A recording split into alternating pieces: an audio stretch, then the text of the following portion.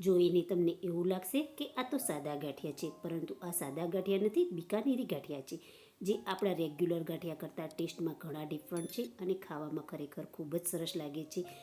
બિકાનેરી ગાંઠિયા બનાવવા માટે એક બાઉલમાં 1 વાટકી ભરી મઠનો લોટ, 1 વાટકી ભરી ચણાનો લોટ, સ્વાદ અનુસાર મીઠું, 1 થી 2 ચમચી જેટલું સફેદ મરચું પાવડર લઈ લેવાનું છે. મેં અહીંયા સ્પાઇરનનું સફેદ મરચું લીધેલું છે. તેમાં 1 ચમચી ભરી મરી પાવડર અને 2 થી 3 ચમચી જેટલું તેલનો મોણ ઉમેરી લઈશું અને બધું હાથેથી સરસ રીતે મિલાવી જરૂર મુજબ થોડું થોડું પાણી ઉમેરી લોટ બાંધી લઈશું. લોટ બાંધતી વખતે પાણી વધારે ન પડે તેનું ખાસ ધ્યાન રાખવાનું છે. બાંધેલા લોટને થોડું પાણી લઈ સરસ રીતે મસળી લઈશું. લોટ મસળવો ખૂબ જ જરૂરી છે. લોટ સરસ મસળેલો હશે તો ગાંઠિયા સરસ જ બનશે.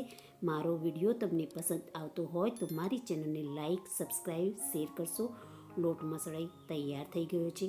સેવનો સંચો લઈ જાળીને તેલથી ગ્રીસ કરી અંદર તૈયાર કરેલો લોટ ભરી લઈશું અને ગરમ તેલમાં ગાંઠિયા પાડી લઈશું. ગાંઠિયા પાડતી વખતે ગેસની ફ્લેમ ફૂલ રાખવાની છે. પાડ્યા પછી એક સાઈડે તળાઈ જાય અને પલટાવી બીજી સાઈડે તળીશું ત્યારે ગેસની ફ્લેમ સ્લો કરી લેવાની છે. ગાંઠિયા તળાઈ લાઇટ ગોલ્ડન કલરના થાય ત્યારે તેને તેલમાંથી નિતારી એક પ્લેટમાં કાઢી લઈશું અને બીજા ગાંઠિયા પાડી લઈશું.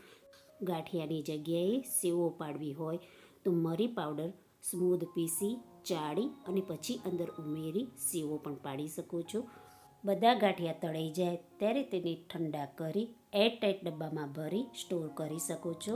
તો તૈયાર છે એકદમ ક્રિસ્પી એવા બિકાનેરી ગાંઠિયા.